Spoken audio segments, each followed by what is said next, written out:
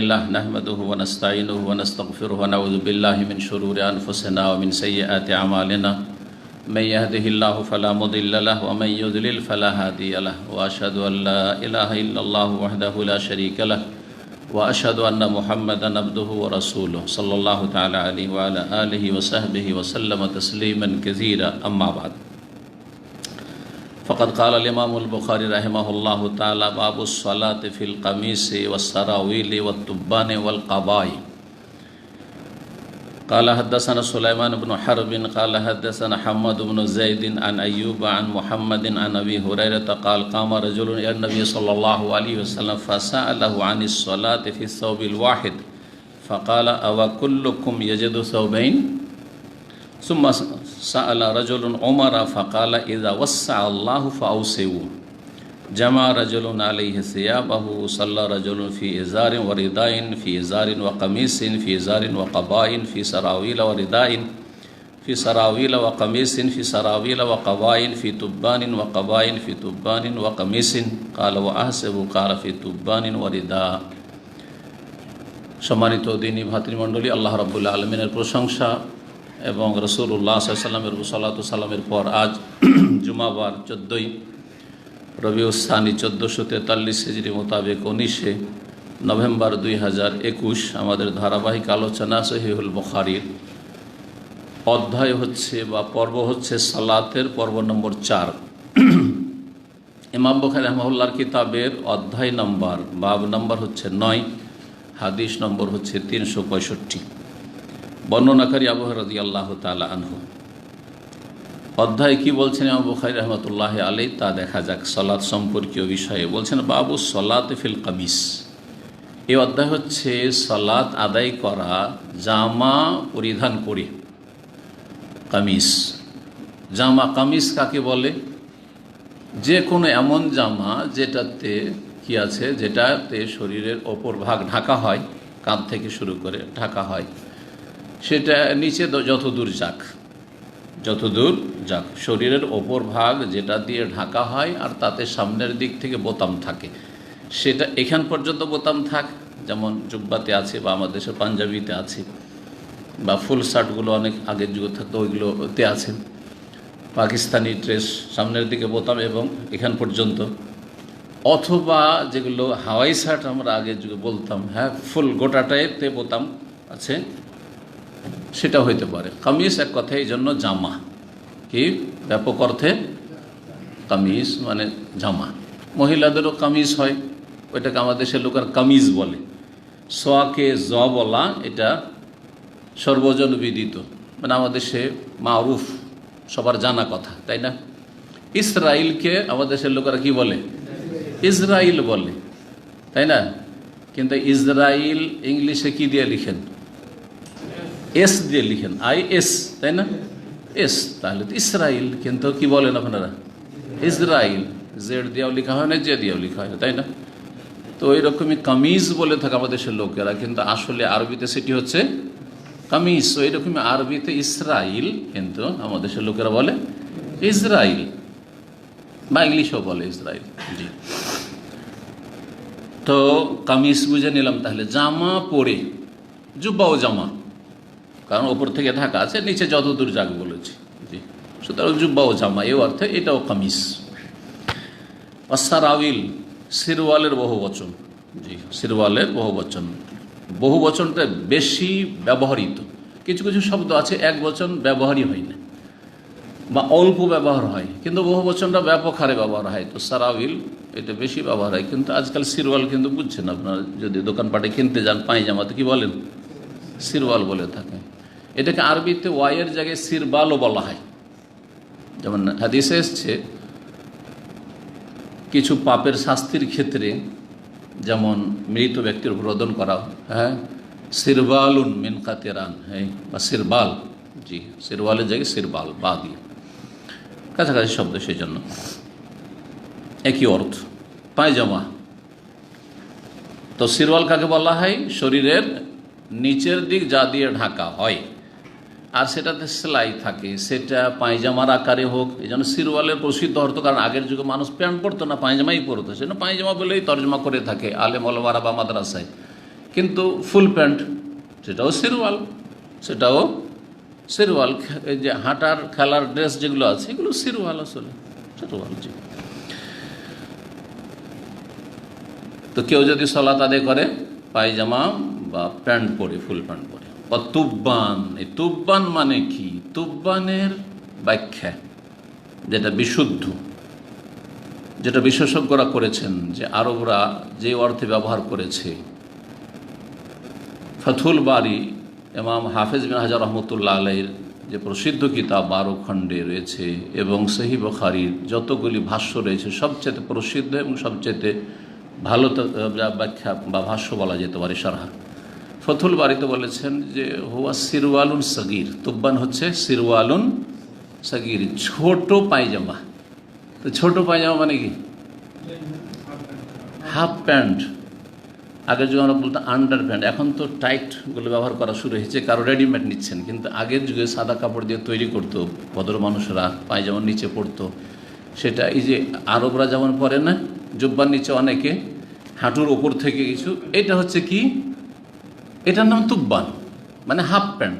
Full pant নয়, কি half pant. সেটা আন্ডারওয়্যার একেবারে জাঙ্গিয়া টাইট করে পরেন। আর সেটা যে জাঙ্গিয়াও 2 রকম আছে, হাফ জাঙ্গিয়া আছে, আবার ফুল জাঙ্গিয়া একটু আছে, একটু লম্বা, অথবা আর একটু ঢিলা লম্বা হোক। এক কথায় সিরওয়ালুন সাগির, ছোট ধরনের পায়জামা। জি। পাজামা কেন বলে? পা মানে পা, আর জামা মানে জামা, যা দিয়ে শরীর ঢাকা হয়। তো যা দিয়ে পা ঢাকা হয়, যা দিয়ে পা যুক্ত জামা, পায়জামা। জি। সন্ধি বিচ্ছেদ। তুব্বানের তাফসীর এইরকম রয়েছে ইমাম হাফিজ হাজারের কাছে। তারপরে হাদিসের ডিকশনারি, কোনদিন শুনেছেন যে হাদিসেরও ডিকশনারি আছে? হাদিসের কিতাবে যে মুশকিল শব্দগুলি এসেছে তারও কি আছে, অভিধান বা ডিকশনারি আছে। অনেক কিতাবে মর্মে লেখা হয়েছে, আমি মাইকারগুলো লিখেছেন। তার মধ্যে প্রসিদ্ধ সবচেয়ে নেহায়া ফি গরিবিল হাদিস, আর নেহায়া ফি গরিবিল হাদিস, তাতে লিখেছেন ইবনুল আসির রহমতুল্লাহ আলাই যে তুব্বান হুয়া সিরওয়ালুন সাগীর, ছোট ধরনের পায়জামা মানে হাফ প্যান্ট। তাহলে আমরা এটা বিশুদ্ধ তাফসীর। কিন্তু বাংলা অনুবাদক, আপনাদের কাছে যে বাংলা অনুবাদটি রয়েছে, তাতে কি লিখেছে? গামছার তর্জমা করেছে, গামছার তর্জমা করেছে। এই তর্জমাটি সূক্ষ্ম নয়। হ্যাঁ, ইল্লা গামছাকে কেউ যদি গামছাকে নিচের শরীরে কোমরে বাঁধলো, তাহলে লুঙ্গির সমান হইল না, তাহলে এটাকে বলতে পারেন যে এটা হচ্ছে তুব্বান। কিন্তু গামছা তো আমার দেশের লোকেরা কি করে, হয় গা মুছে, সেই জন্য গামছা। গামছাকে গামছা কেন বলা হয়? গাযুক্ত মুছা, গাযুক্ত মুছা। তালিল সন্ধি বিচ্ছেদ, তালিলকে বাংলায় সন্ধি বিচ্ছেদ বলে। আরবি গ্রামে যেটা তালিল, যেমন কালা আসলে কাওয়ালা ছিল, একুল আসলে একলও ছিল, কুল আসলে ওকুল ছিল। বুঝা গেছে? তো তারপরে তালিল হয়েছে, মানে সন্ধি বিচ্ছেদ হয়েছে। ঠিক তেমনি গা মুছা, এখন ওটাকে হালকা গা মুছা পড়তে ভারী লাগে না, গামছা, সব সংক্ষেপ করে দিলাম। বোঝা গেছে? জি। তো আসলে গামছার অর্থটি সূক্ষ্ম নয় এখানে। জি। অনেক অনুবাদক এইভাবে বিভিন্ন জায়গায় ভুলগুলি করে থাকেন। আমরা যথাসাধ্য চেষ্টা করবো সেগুলি সংশোধন করে দেওয়ার। আমাদের যতটা এলেম আছে বা যতটা আমাদের এলেম পৌঁছিবে সহি শুদ্ধ পর্যন্ত। জি। ওয়াল কাবা, কাবা, কাবা কোন জামা? কাবাকে উর্দু ভাষীরা চোগা বলে, কাবা। তাহলে কাবা কি জিনিস? কাবার সংজ্ঞাতে যেটা লিখেছেন ভাষ্যকারগণ, সেটা হচ্ছে যে এমন জামা, সেটাও জামা, শরীরের ওপর ভাগ থেকে পরা হয়, কিন্তু যার পিছন দিকে ফাটল রয়েছে, সামনের দিকে আমার জুব্বা বা আপনাদের জুব্বা যতগুলি আছে সেগুলোতে কি আছে? সামনের দিক থেকে ফাটল আছে, তাই না? সে বোতাম লাগা থাক, অথবা অনেকগুলো তো আছে একটু ফাটল থাকে কিন্তু বোতাম লাগা থাকে না, আছে না এরকম? সামনের দিকে ওটা কামিজ, কিন্তু পিছন দিকে যদি থাকে তাহলে ওটার নাম হচ্ছে কাবা। যেমন আমাদের সে মেয়েদের যে জামাগুলি, ফ্রকগুলি ব্যবহার হয়, সেটা পিছন দিকে ফাটল থাকে, থাকে না? থাকে না? জি হ্যাঁ। তো এইরকম জামাও আরবরা সেই যুগে ব্যবহার করত, যে পেছন দিকে ফাটল থাকতো মাথা ঢোকাবার জন্য। শাক্কুন আল্লাযী ফীহি শাক্কুন মিন খালফিহি, পেছন দিক থেকে যার ফাটল রয়েছে সেখানে বোতাম লাগানো থাক অথবা নাই থাক, এর নাম হচ্ছে কাবা। তাহলে তো এগুলি পরিধান করে সালাত আদায় করার বিধান করতে পারে। শরীর ঢাকলে হলো, আসল হচ্ছে শরীর ঢাকতে হবে যতটা ঢাকা আবশ্যক, অবশ্যই আবশ্যক। আর যেগুলি হচ্ছে আবশ্যক নাই কিন্তু ঢাকা ভালো, সেটা ঢাকবেন, উত্তম বা সুন্নাত। এখন হাদিস দেখি। আবু হুরায়রা রাদিয়াল্লাহু তাআলা আনহু থেকে বর্ণিত, বলছেন কামা রাজুল ইলা নবী সাল্লাল্লাহু আলাইহি সাল্লাম, জনৈক ব্যক্তি নবী সাল্লাল্লাহু আলাইহি সাল্লামের কাছে দাঁড়ালেন, দাঁড়িয়ে জিজ্ঞাসা করলেন। তাহলে বোঝা যাচ্ছে যে দাঁড়িয়ে জিজ্ঞাসা করা জায়েজ। দাঁড়িয়ে জিজ্ঞাসা করা বিভিন্ন অনুষ্ঠানে আমাদের কি করে, দাঁড়িয়ে জিজ্ঞাসা করে। ছোটোখাটো অনুষ্ঠান আছে, অথবা ওখানে আপনার বসে জিজ্ঞাসা করলেও দেখতে পাচ্ছে, জিজ্ঞাসা যে করছে সেও দেখতে পাচ্ছে জিজ্ঞাসিত ব্যক্তিকে, এবং জিজ্ঞাসিত ব্যক্তি আমিও দেখতে পাচ্ছি, তাহলে বসে বসে জিজ্ঞাসা করেন, অসুবিধা নেই, বসে জিজ্ঞাসা করেন। কিন্তু অনেক লোক অথবা ওই যে বড় প্রোগ্রামগুলি আমাদের হয় দুবাই, সেগুলোতে করে কি একটা করে মাইক ধরিয়ে দিয়েছে প্রশ্নকারীকে, তো দাঁড়িয়ে যায়, দাঁড়িয়ে গিয়ে তখন জিজ্ঞাসা করে। তো দাঁড়িয়ে জিজ্ঞাসা করা তাহলে জায়েজ। একটু এই মাসলা এই হাদিস থেকে আমরা ইস্তেমাদ করলাম, বেয়াদবি নয়।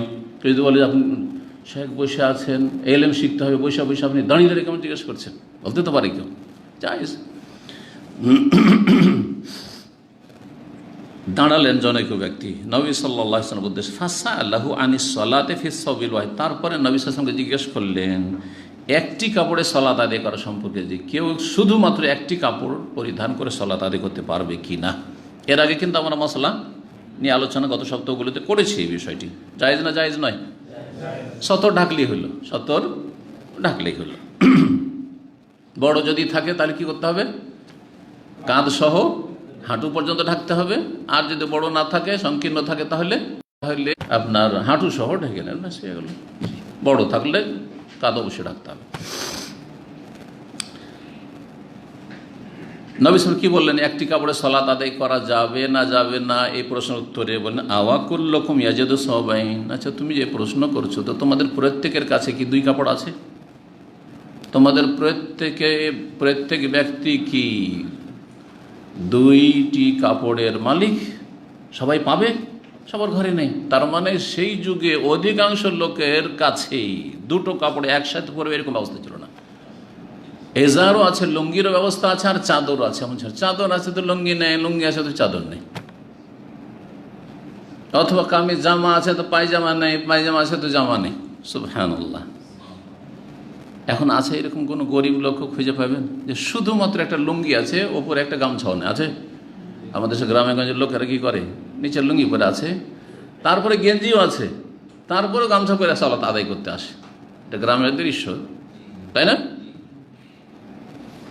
তাহলে তিনটা কাপড় হলো তার কাছে, একটা গামছা, একটা গেঞ্জি, তারপরে একটা হচ্ছে লুঙ্গি। প্রত্যেকে কি তোমাদের দুটো কাপড় পাই? দুটো কাপড় নাই, সুতরাং জায়েজ, জায়েজ।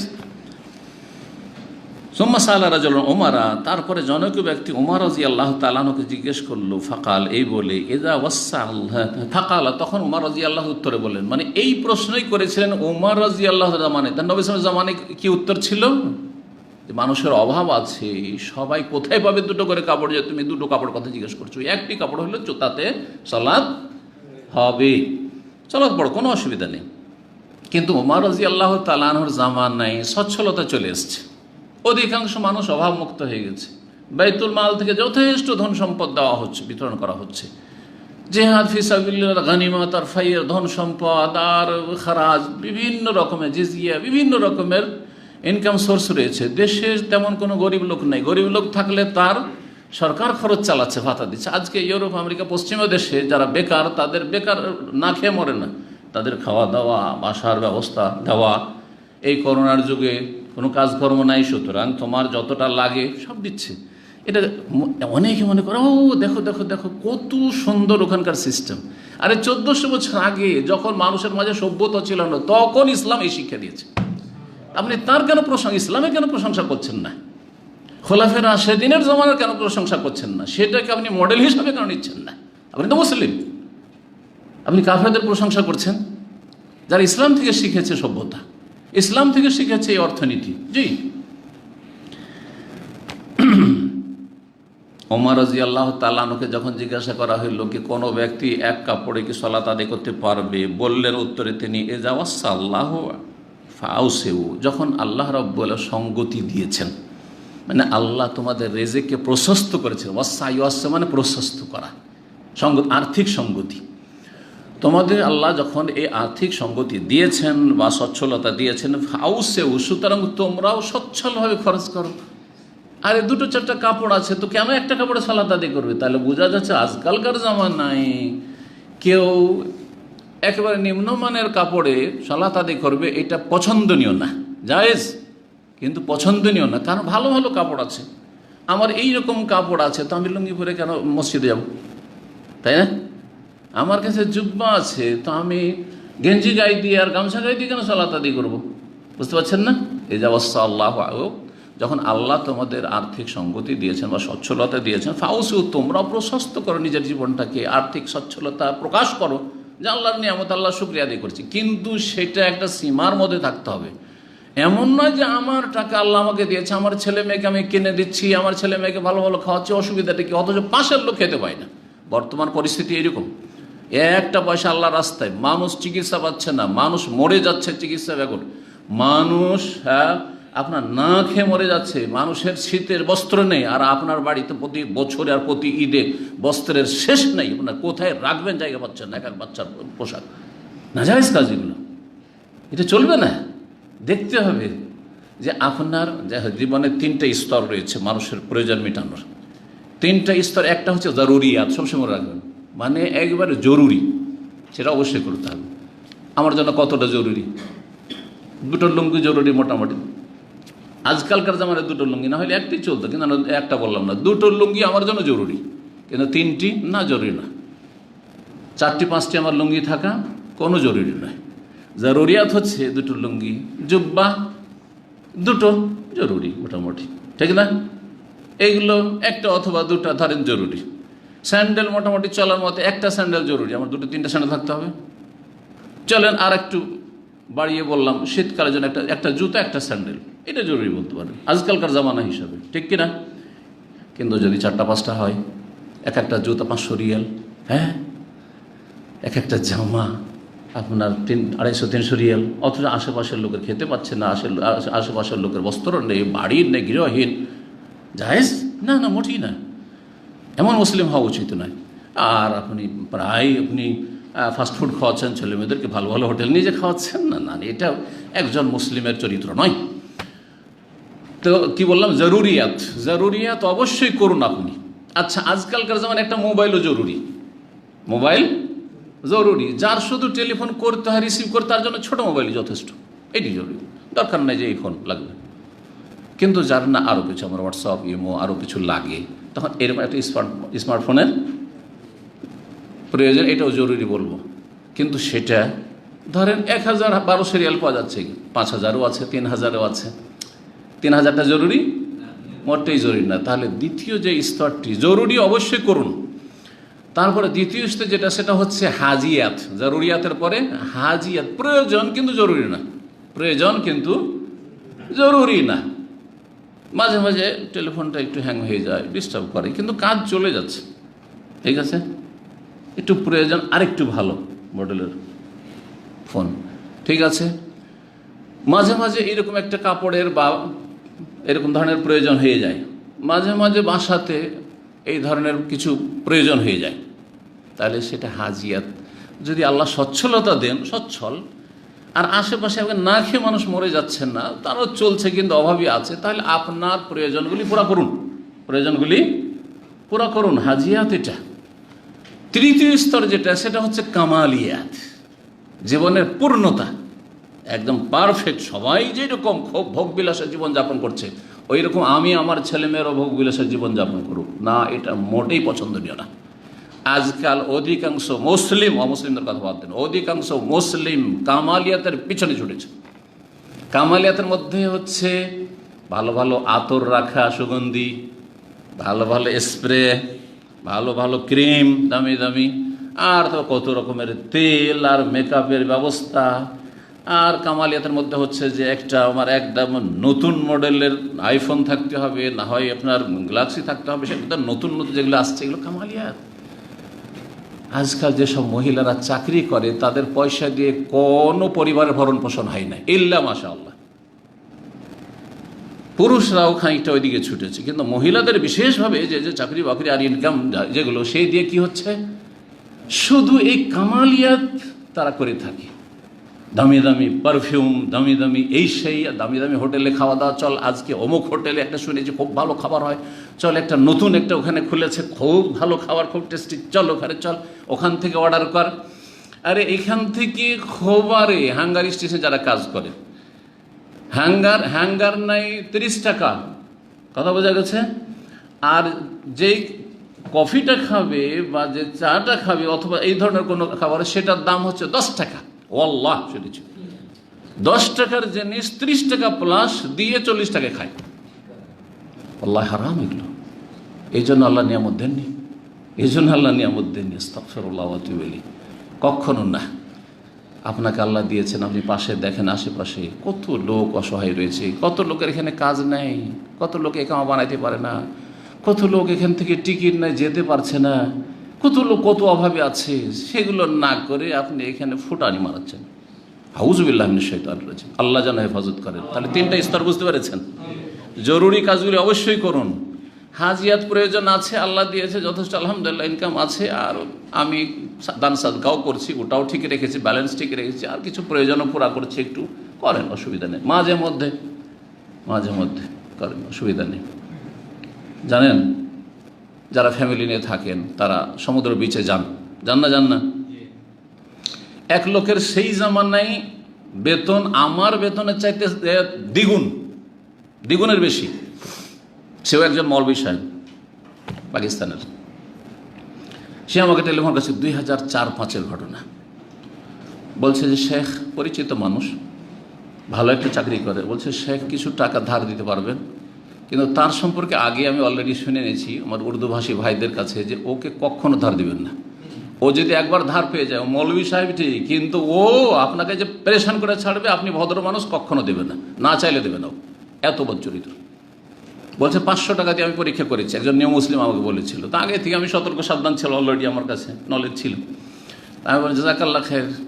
যখন চাইলো আমাকে, তো আমি বললাম যে আপনার বেতন আমার ডবল, আর আমার দেখেন বাচ্চা, তখন প্রায় আমার 9টা ছিল না, কিন্তু 7টা বা 6টা তো ছিলই, 5টা-6টা ছিল মোট কথা, মনে নেই ঠিক। তো আমার এত বড় সংসার, তো আপনাকে কি করে আমি ধার দিতে পারি? অথচ আমি ইচ্ছা করলে আলহামদুলিল্লাহ আমি এমনভাবে জীবনযাপন করি, যে কোনো 500 টাকা আমি ধার দিতে পারবো, কিন্তু জানি যে একে দিলে আর ফিরে আসবে না, মুশকিল আছে। তা আমি বললাম আমরা কী করে দিতে পারি বলেন দেখি। তো পরে ওর খবর নিলাম যে এই লোক এত টাকা বেতন পেয়ে, এত টাকা বেতন পায়, ধরেন 3.5 থেকে 4,000 যদি বেতন পায়, চিন্তা কম নাকি, এতটা রিয়াল। তো সে যদি ধার চায়, কেন ধার চায়? তো অন্য যারা আরও মানে তার সাথে সম্পর্ক রাখে, জিজ্ঞেস করলাম ব্যাপারটা কি। বলছে যে ও যখন কনিসে যায় ফ্যামিলি নিয়ে, তখন গেল সুপার মার্কেটে, সেখান থেকে পানি কিনবে, তারপরে ওই আপনার প্রত্যেকের জন্য একটা করে 7 আপ বা ওই ধরনের এই যে বড় বোতল না, যে ফ্যামিলির জন্য একটা বড় বোতল কিনে নিলি 7 আপের, না এইরকম না, প্রত্যেকের জন্য পেপসি 7 আপ আলাদা আলাদা, ওই যে আপনার কি এইগুলো বলে স্টিলের না কিসের, অ্যালুমিনিয়ামের, সেগুলো। চিন্তা করেন, এইভাবে জীবনযাপন করে। আমরা জীবনে করি না এরকম। যদি নিয়ে একটা বড় লাবান নিলাম, প্রত্যেকের জন্য আলাদা নয়, একটা বড় কিছু নিলাম, অথবা নিলাম না, বাসা থেকে কিছু তৈরি করে নিয়ে গেলাম, বাসার নাস্তা করলাম, বোঝা গেছে। ভালো ওই রকম হোটেলে যাওয়ার কোনো প্রয়োজন করে না, আমরা বাসায় তৈরি করে খাবো। জি, যেটা 5 রিয়ালে তৈরি হবে বাসাতে, সেটা ওখানে আমাকে 25, 30, 50 রিয়াল লাগবে বাইরে হোটেলে, ইত্যাদি। দেখেন তৌফির এটাকে বলা হয়। তো দেখেন, মানুষ নিজে অভাব তৈরি করে নেয়। তো এইরকম চরিত্র ভালো না। আল্লাহ যেন বুঝার তৌফিক দান করেন। কথা অন্যদিকে গেছে, কিন্তু কিসের জন্য? জরুরি আপনাদের লাইফে। কারণ অনেকে চলতে জানে না, অনেকে খরচ করতে জানে না, অনেকে গরিবদের দেখাশোনা করেন না, শুধু নাফসি করতে থাকে জাহান্নামের মতো, খালি হালমিম মাজিদ, আর কোথায় পয়সা আছে, আর কোথায় পয়সা আছে। জি, এই কারণে শুধু। তো ওমর রাদিয়াল্লাহু তাআলা জামানায় যখন আল্লাহ রাব্বুল আলামিন নিয়ামতের দ্বারকে প্রশস্ত করলেন, তখন তিনি বললেন যে আল্লাহ দিয়েছেন, সুতরাং এক কাপড়ে না, 2 কাপড়ে পরো। কেন এক কাপড়ে তোমরা সালাত আদায় করবে? বলছেন যে জামা রাজুলুন আলাইহি সিয়াবাহু, নবী সাল্লাল্লাহু আলাইহি ওয়াসাল্লামের আমলে যেই অভ্যাসটা ছিল বা যে জীবনযাপনটা ছিল, জীবনের মান ছিল, কোন ব্যক্তি নিজের একটি কাপড় শরীরে জড়িয়ে নিত। জামা আলাইহি সিয়াবাহু মানে এটি, কিন্তু অনেক অনুবাদকরা ভুল করেছে। একটা কাপড় দিয়ে গোটা শরীর ঢাকতে হবে, কাঁধ থেকে শুরু করে হাঁটু পর্যন্ত শরীরে জড়িয়ে দিত, জামা মানে ইলতাহাফা। আবার কেউ ছিল যার কাছে দুটো কাপড় আছে, কিন্তু কি ধরনের দুটো? সাল্লা রাজুলুন ফি ইজারিন ওয়া রিদাইন। কোন ব্যক্তি সালাত আদায় করতো একটি লুঙ্গি একটি চাদর, লুঙ্গি নিচে আর উপরে একটা চাদর, এহরামের কাপড়। আমাদের দেশের মানুষরা মনে করে এহরামের কাপড় শুধু এহরামে ব্যবহার করবেন। কত লোক যে মাসলা জিজ্ঞাসা করে, উমরা করে চলে এসেছি, এখন এক্সিট চলে যাব, তো কাপড়টা কি করব? আপনি নিয়ে যান দেশে, নিয়ে যাওয়ার পরে বেডশিট বানান, না হলে আপনার পাঞ্জাবি বানিয়ে নেন, না হলে আপনি ওটাকে চাদর করে ব্যবহার করেন, গামছা করে ব্যবহার করেন, যা ইচ্ছা তাই করে ব্যবহার করেন। মানুষ মনে করে এত পবিত্র কাজ করেছি, হজ উমরা করেছি, আমি এহরামের কাপড় দিয়ে এটা আবার অন্য কাজে ব্যবহার করব। তো এহরামের কাপড়ই আছে আপনার কাছে, ওটি দিয়ে আপনার চলবে, কেন চলবে না? আবার কেউ ফি এজারিন ওয়া কামিসিন, লুঙ্গি আছে আর জামা আছে। লুঙ্গি আছে একটা, আর একটা আছে হাফ শার্ট আছে। জি হ্যাঁ, ফি এজারিন ওয়া কাবা, কারো কাছে লুঙ্গি আছে আর একটা কাবা আছে। কাবা কি বললাম? এমন জামা যার পেছন দিকে মাথা ঢুকানোর জন্য একটু ফাটল আছে, খোলা আছে, এইরকম। ফি সারাবিল ও রেদা, আবার কেউ সালাত আদায় করতো কি সে একটা সিরওয়াল পায়জামা আছে, ও রেদা আর একটি চাদর, নিচে পায়জামার ওপরে একটা চাদর আছে, গামছা আছে। ফি সারাবিল ও কামিজ, আবার কারো কাছে পায়জামা আছে আর একটা জামা আছে। ফি সারাবিল ও কাবা, কারো কাছে পায়জামা আছে আর একটা ওপরে কি আছে? কাবা আছে, মানে এমন জামা যার পেছন থেকে ফাটল আছে। ফি তুব্বানিন ও কাবা, আবার কারো কাছে একটা হাফ প্যান্ট আছে, ওয়াকাবাইন আর একটি জামা আছে যেটা পেছন দিক থেকে ফাটল। হাফ প্যান্ট যদি এতটা থাকে যেটাতে টাকনা বারবার আসছে, হাঁটু পর্যন্ত ঢেকে যাচ্ছে, তাহলে যথেষ্ট। আর না হলে সেই কাবাটায় ধরেন জুব্বার মতো আছে, একটা হাফ প্যান্ট নিচে আছে, আর সেই যে কাবা বা জুব্বা সাইজের পেছন দিক থেকে ফাটল, সেটা লম্বা এমন আছে, যেমন আমাদের দেশের পাঞ্জাবি, কোনো বাংলাদেশি পাঞ্জাবি কিন্তু খুব লম্বা লম্বা, ও জুব্বার কাছাকাছি। হ্যাঁ, জুব্বার কাছাকাছি। জি হ্যাঁ, কোনো অসুবিধা নেই, বাস সাইড থেকে ফাটল, এটা সমস্যা আবার, কারণ এদিক থেকে খুলে যাবে তো যদি নিচে কিছু না থাকে। তো এই জন্য আবার বাংলাদেশে ওই আপনার একটু উঁচা করে যে জুব্বা সাইজের, এখানকার জুব্বা হচ্ছে টাকনার কাছাকাছি পর্যন্ত, কিন্তু দেশে কিছু কিছু এলাকায় আছে যেগুলো কি পড়ে পাঞ্জাবের মতো দুই সাইডে ফাটল থাকে না। আবার একটা রহস্য বাংলাদেশের ট্রেডিশনে শুনেছি যে আলিয়া মাদ্রাসার লোকেরা পাঞ্জাবি পরে, শুনেছেন না শোনেন নাই? আর কওমি মাদ্রাসার লোকেরা পাঞ্জাবিকে ঘৃণা করে, মানে দুই সাইডে ফাটলওয়ালা জামাকে পাঞ্জাবিগুলোকে ঘৃণা করে, বোঝায় এগুলো চলবে না, তো কি করতে হবে? ঘেরা থাকতে হবে জুব্বার মতো করে। জি হ্যাঁ, এগুলো ওদের চিন্তাধারা, শুধু এগুলোর শরীয়তে কোনো স্থান নেই। তবে হ্যাঁ, পায়জামা যদি না থাকে, জুব্বা যদি এই ফাটলটা না থাকে, তাহলে অতি কিন্তু সালাত পড়া যেত।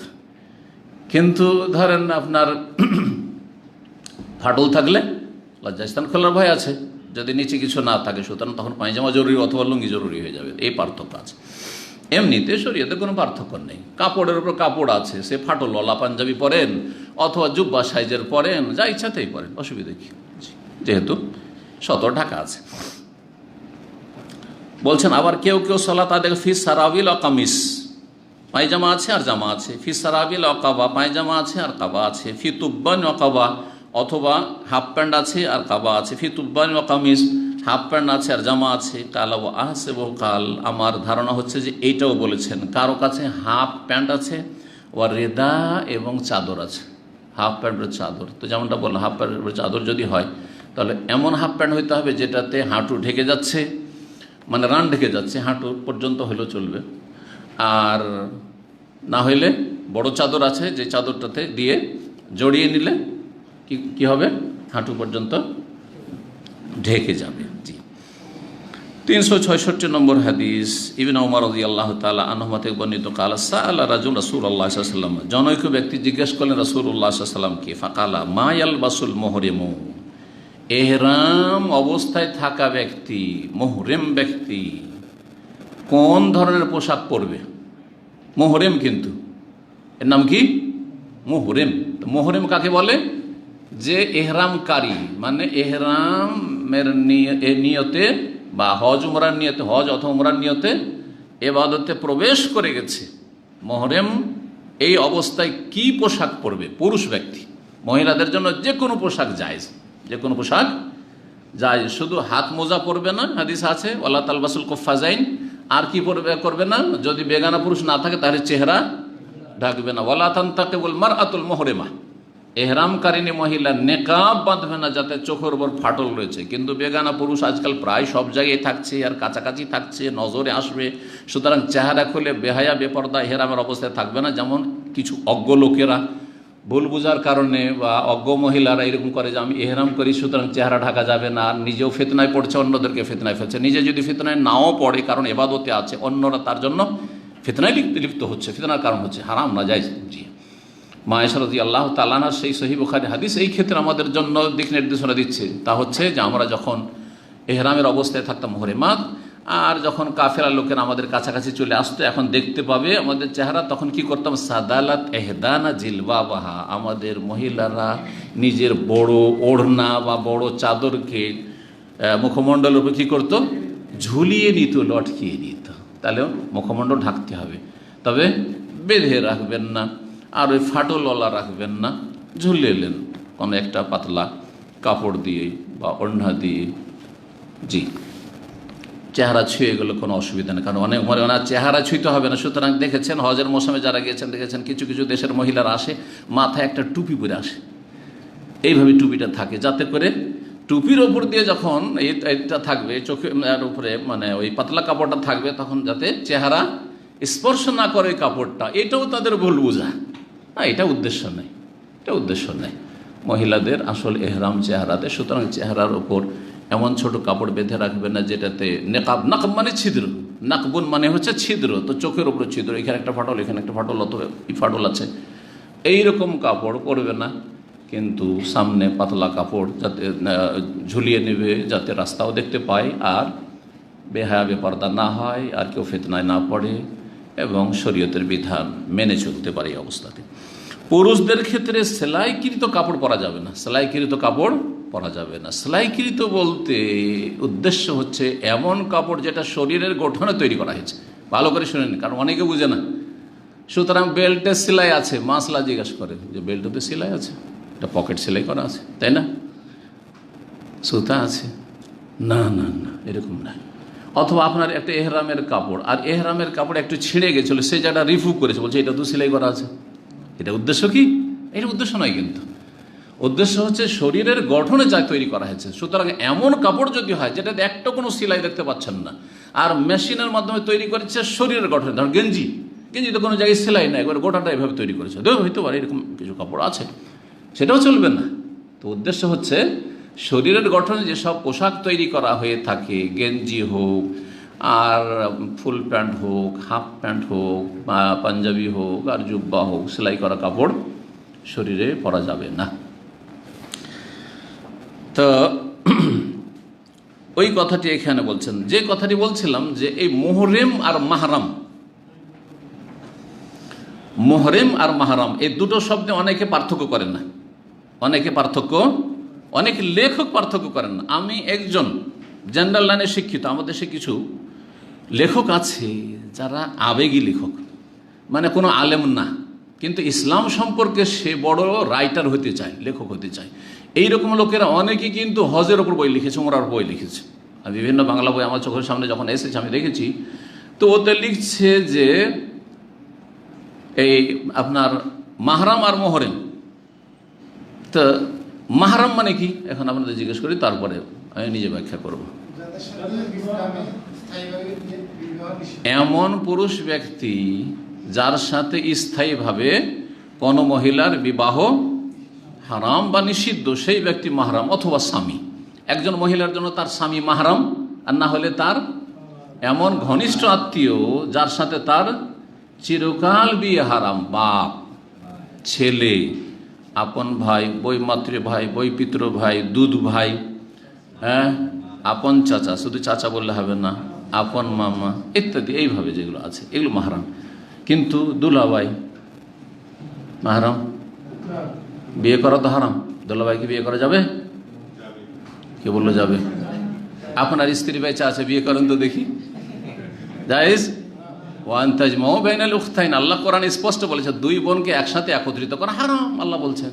আর বলছে যাবে স্ত্রী মারা গেলে অথবা তালাক দিলে, স্ত্রী মারা গেলে এই মাসলাও শুনে রাখেন, স্ত্রী মারা গেলেও বিয়ে করতে পারবেন, আর স্ত্রীকে তালাক দেওয়ার পরে আপনার শালিকাও রাজি আর শালিকার অভিভাবকও রাজি, চলো চলো আমার ওই মেয়েটা ভালো ছিল না, তালাক নিয়ে এনেছে, কিন্তু আমি জামাই ভালো, আমি এই জামাইকে ছাড়বো না। ধরেন আপনার শ্বশুর অভিভাবক, সেও স্বেচ্ছায় বিয়ে দিচ্ছে, আর এক মেয়ে দিচ্ছে, বিয়ে করা যায় কিনা? তালাক স্ত্রীকে দিয়ে ইদ্যত পার হইতে হবে কিন্তু, কারণ ইদ্যতের অবস্থা আপনার স্ত্রী আপনার বান্ধনে আছে। ইদ্যত পার করার পরে আপনার স্ত্রীর বোনকে বিয়ে করতে পারবেন, মরে যাওয়ার পরে আপনি আপনার শালিকাকে বিয়ে করতে পারবেন। তাহলে এই জন্যই দুলাভাই মাহরাম নয়, কারণ অস্থায়ী হারাম, অস্থায়ী হারাম। এমনকি যে কোনো বিবাহিতা মহিলাই তো আমাদের জন্য হারাম, কিন্তু অস্থায়ী হারাম, বোঝা গেছে না? এমনকি অমুসলিমদের স্ত্রী যদি বিবাহিতা হয়, কিতাবিয়া ইহুদি খ্রিস্টানদের মেয়ে বিয়ে করা জায়েজ আছে, যদিও অনুত্তম, কিন্তু যদি বিবাহিতা হয়, তোমার স্বামী ওটা তো অমুসলিম, চলো তোমাকে বিয়ে করিনি না, ও যদি মুসলিম হয় তখন আলাদা, মুসলিম হয় নাই আর ও আহলে কিতাব হয়ে আছে, খ্রিস্টান হয়ে আছে, আর ওকে বিয়ে করছেন, বলছে যে বাদ দে, চলো আমার সাথে, জায়েজ না। আল মুহসানাত মিনান নিসা, আল্লাহ বলছেন যে আল মুহসানাত মানে এখানে কিন্তু সতী সাধ্যী না, আফিফাত না, এখানে মুতাজাওয়াজাত, বিবাহিতা মহিলাকে বিয়ে করা হারাম। কোরআনে কারিমে ৫ম পারার প্রথম আয়াত। তো যে কোনো মহিলা পৃথিবীতে যে ম্যারিড বিবাহিতা, তাকে বিয়ে করা হারাম। তো বলবেন যে তাহলে যেসব বিবাহিতা মহিলা তার আমি মাহারাম নাকি? হ্যাঁ, না, কখনো না। কারণ বিবাহিত মহিলা কতক্ষণ হারাম? যতক্ষণ তার বন্ধনে আছে, কিন্তু তার কাছ থেকে তালাক নিয়ে নিল, তার স্বামী মারা গেল, তারপর বিয়ে করেন আপনি, ইদ্যত পার হয়ে, ঠিক না? এই জন্য বললাম মাহারাম এমন পুরুষ ব্যক্তি, পুরুষ আবার সাবালক হইতে হবে, নাবালক নয়। তাহলে 12 বছর বয়স, 13 বছর বয়স ছেলে এখনো সাবালক হয়নি, এ কি মাহারাম? না, মাহারাম না। হ্যাঁ, সাবালক হলে ঠিক আছে, সাধারণত ছেলেরা সাবালক 15 বছরে, সাধারণত 15 বছরে, তার আগেও হইতে পারে, আবার তাতে লেট হইতে পারে। তো মাহরাম হওয়ার জন্য কি হইতে হবে? এমন সাবালক পুরুষ, তাহলে আমরা লাগিয়ে দেবো, তাহলে ক্লিয়ার হয়। এমন সাবালক পুরুষ যার সাথে স্থায়ী বিয়ে হারাম, সেই ব্যক্তি হচ্ছে মহিলাদের জন্য, ওই সব নিকটাত্মীয় মহিলাদের জন্য মাহরাম, অথবা তার স্বামী, এটা মাহরাম। আর মুহরিম মানে কি? এহরাম অবস্থায় যে লোক আছে তার নাম হচ্ছে মুহরিম। কিন্তু ওই লেখক লিখছে যেই ব্যক্তি মানে মাহরাম, মাহরাম লিখছে মুহরিম ছাড়া কেউ সফর করতে পারবে না। বলছে হজের যাওয়ার জন্য একটা মাসলা লিখছে, ওই হজের কিতাবে লিখছে সেই লেখক। জেনারেল লাইনের লেখকরা কি করে দেখেন, বলছে যে মুহরিম ছাড়া কেউ সফর করতে পারবে না কোনো মহিলা। বুঝতে পারছেন? মুহরিম ছাড়া না মাহরাম ছাড়া? তো দিন সম্পর্কে জ্ঞান না থেকে লেখার প্রবণতা যে আমি একটা রাইটার হব, একটা স্কলার হব, এটা কিন্তু ভারত, বাংলাদেশ, পাকিস্তানে খুব বেশি কাজ করছে। আরবরা এটা করে না। আরবদের অযোগ্যরা কলম ধরেন না, আমরা কলম ধরে লিখতে ভয় পাই, কারণ আরব দেশে আমরা পড়ে শুনে মানুষ হয়েছি। কিন্তু আমার দেশের লোকেরা ভয় পায় না। এমন এমন ছাত্র ভাই লিখে, এটা বই লিখেছে, বই লেখার পরে বলছে শেখ কিচ্ছু না, আপনাদের মতো এখানে লেখাপড়া করেছে, তারপরে একটা সলাতের বই লিখেছে। এরকম মেলা ঘটনা আছে, তার মধ্যে একটা বলছি। তার বলছে যে শেখ আপনি সম্পাদনা করে দেবেন। বললাম মনে মনে যে তোমার যোগ্যতা বা কি, তুমি একটা কেতাবুস সলাতের উপর আলবানির মতো, ইবনে বাজের মতো সলাতের উপর বই লিখবে, আর তারপর আমি সম্পাদনা করব, দিয়ে আমি গুনহার ভাগী হব, যতই ঠিক লিখো। বইটা যাই হোক, তার কথাটা আমি পড়ে দেখলাম সব জোড়াতালি, সবগুলি কি জি কাসওয়ালাস্ক, মানে কপি অ্যান্ড পেস্ট। বিভিন্ন কিছু নিয়েছে আলবানি কিতাব থেকে, কিছু নিয়েছে ইবনে বাজের কিতাব থেকে, কিছু নিয়েছে ইকবাল গিলানির কিতাব থেকে, আর নেওয়ার পরে কি করেছে? Copy paste, copy paste. বুঝেন না কপি পেস্ট? আজকাল ফেসবুকে যারা ইসলামের ওপর বিভিন্ন স্ট্যাটাস লিখছে, তারা অধিকাংশ কিন্তু কপি অ্যান্ড পেস্ট।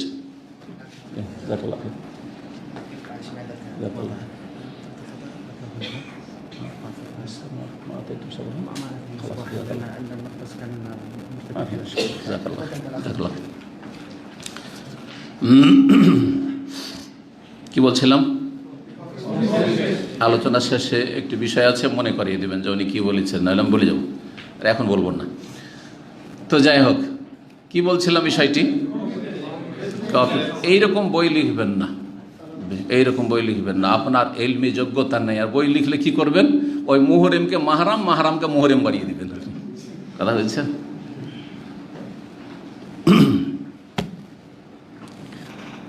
তো জনৈক ব্যক্তি জিজ্ঞেস রাসূলুল্লাহ সাল্লাল্লাহু আলাইহি ওয়াসাল্লাম, মা ইয়ালবাসুল মুহরিমু লাবেসা ইয়ালবাসু। লাবেসা ইয়ালবাসু মানে কাপড় পরিধান করা, লেবাস থেকে।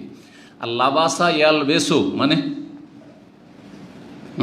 আব্দুল আজিজ, হ্যাঁ কি কি কি বলছে, আস্তে করে বুঝছেন? হ্যাঁ না, তো লাবেসা ইয়ালবাসু এটা সামি আসমাও থেকে, ওর মানে হচ্ছে পরেছে, পরিধান করা লেবাস। কিন্তু লাবাসা ইয়ালবেসু দারাবা ইয়াদরিবু থেকে খালাতা, ঠিক আছে, মিক্স করে দেওয়া।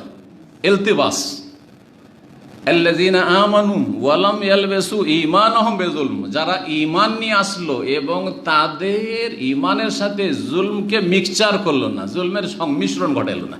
তাহলে লাবাসা ইয়ালবিসু মানে সংমিশ্রণ ঘটানো, আর লাবেসা ইয়ালবাসু মানে পোশাক পরিধান করা। কোথা থেকে কোথায় চলে গেল অর্থ, একটা ফাতা আর কাসরার জন্য।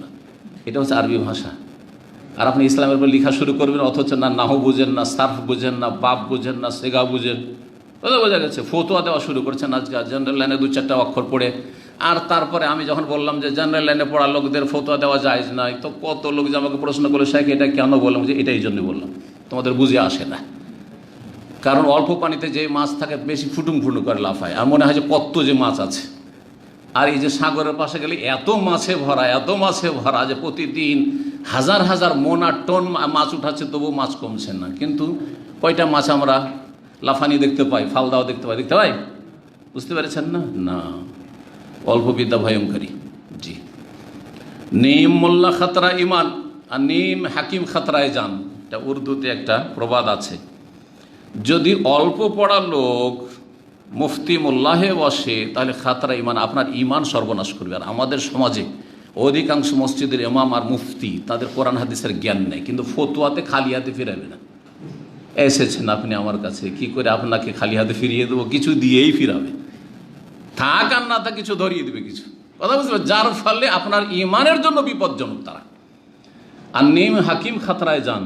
আর যে কুয়াক ডাক্তার হয়, আর তার কাছে আপনি ক্যান্সারের সমস্যা নিয়ে গেলেন, আপনি আর ব্লাড প্রেশার আর সুগারের সমস্যা নিয়ে গেলেন, কি থেকে কি দিয়ে দিল, আরো মেরে ফেলে দিল। খাতরায় যান, জীবনের খাতরা। কথা বোঝা গেছে? জি, সাবধান। জি, আল্লাহ যেন বোঝার তৌফিক দান করেন। মুহরিম কি পরবে? কারণ লা ইয়ালবাসুল কামিস, জিজ্ঞাসা কি ইতিবাচক, মুহরিম কি পরবে? আর উত্তর হচ্ছে নেতিবাচক, নেগেটিভ। কেন তাহলে? তর্জমাটা করি, তারপর বলবো। লা ইয়ালবাসুল কামিস, মুহরিম ব্যক্তি জামা পরবে না। জামা বলতে বোঝা যাচ্ছে শরীরের ওপর ভাগে এমন কাপড় পরবে না যেটা জড়ানো, সেটা। আর এখান থেকে ফোকাহারা নিয়েছেন সেলাইকৃত মাখিত। এই মাখিত কথা, সেলাইকৃত, এই কথাটি কোনো হাদিসে পাবেন না। কিন্তু এই হাদিস থেকে ইস্তেমবাদ যে কেন জামা পরবে না, যেহেতু জামাতে সেলাই আছে। বোঝা গেছে? তাহলে এমন একটা শব্দ বলে দিই ফেকার ভাষায়, যেটা জনগণকে বুঝতে সুবিধা হয়। তার ফেকা কি করেছে, কোরআন হাদিস বোঝাটাকে সুবিধা করে দিয়েছে। কিন্তু এমন ফেকা মানবেন না যেই ফেকা কোরআন এবং হাদিসের খেলাফ, সহি হাদিসের খেলাফ।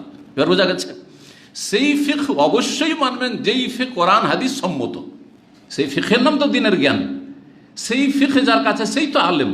আর যে বুঝে না দিন, ফিক মানে বুঝা, যে বুঝে না সে কি করে আলেম হইতে পারে? জি, তো জামা পরবেন না। আর কি পরবেন না? ওয়ালা সারাবিল, সিরওয়াল, পায়জামা পরবেন না।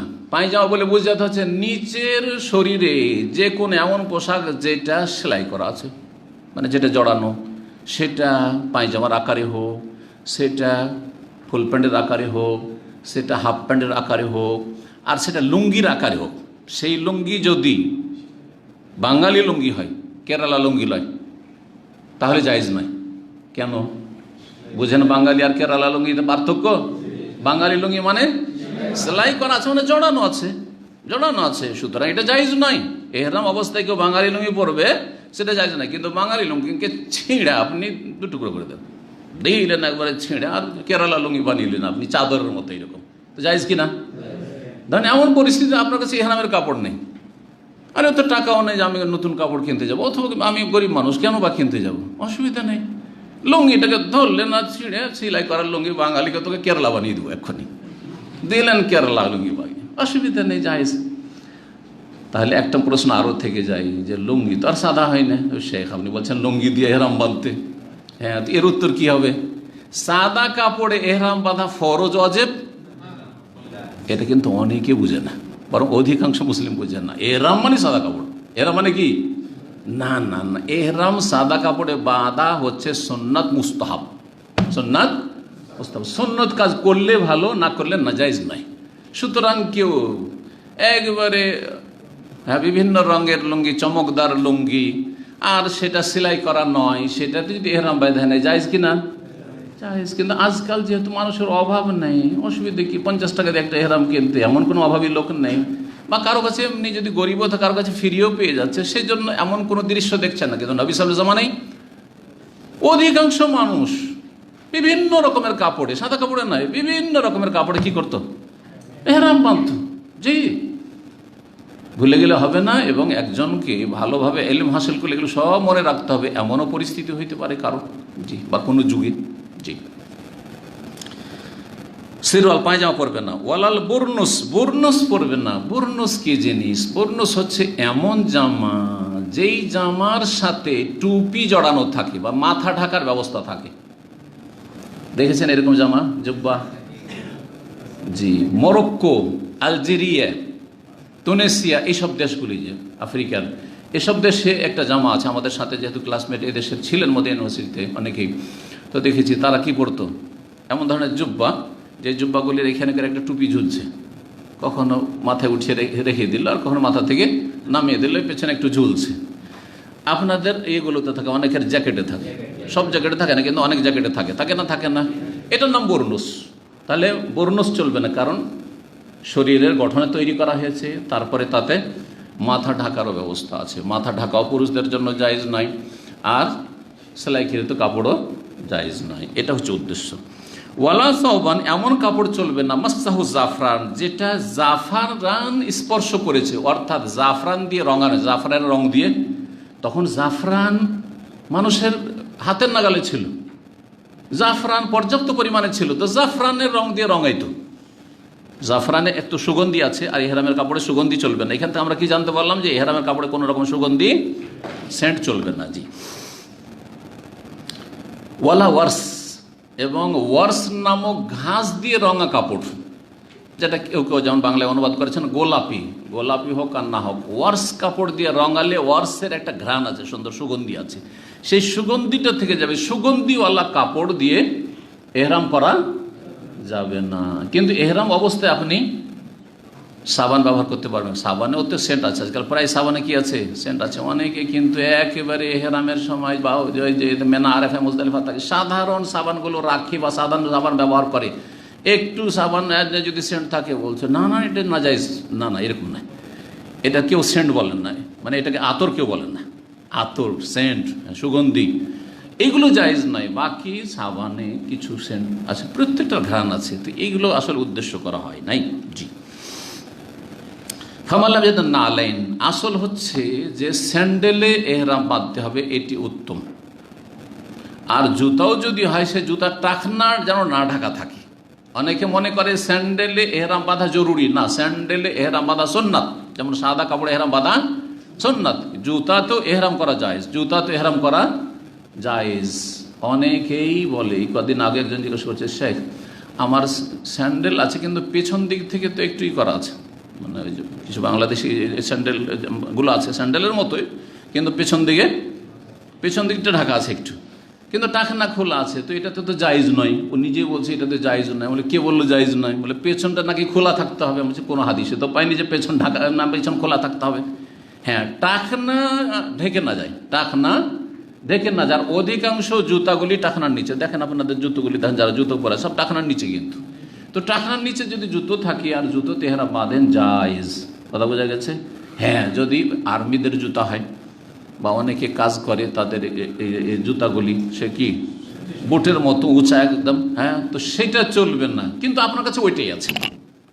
এমন চামড়ার মোজা আছে যেটাতে টাকনার ওপরে মোজা ঢাকা আছে, অথবা এমন জুতা আছে যেটা ওই আর্মি সেনাবাহিনীর পুলিশদের জুতা, আর সেটা ছাড়া আর কিছু নাই, সে এহরাম করতে পারবে না?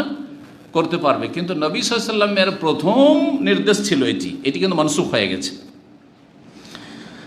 কি ফামাল্লামে যদি না লেন, কেউ যদি স্যান্ডেল না পায়, স্যান্ডেল নেই তার কাছে, জুতা আছে আর এমন জুতা যাতে টাকনা ঢাকা আছে বা মোজা আছে, চামড়ার মোজা, ফালিয়াল বাসিল খুফাইন, তাহলে মোজা পরেই এহরাম করুক। খালি পায়ে হাঁটা মুশকিল।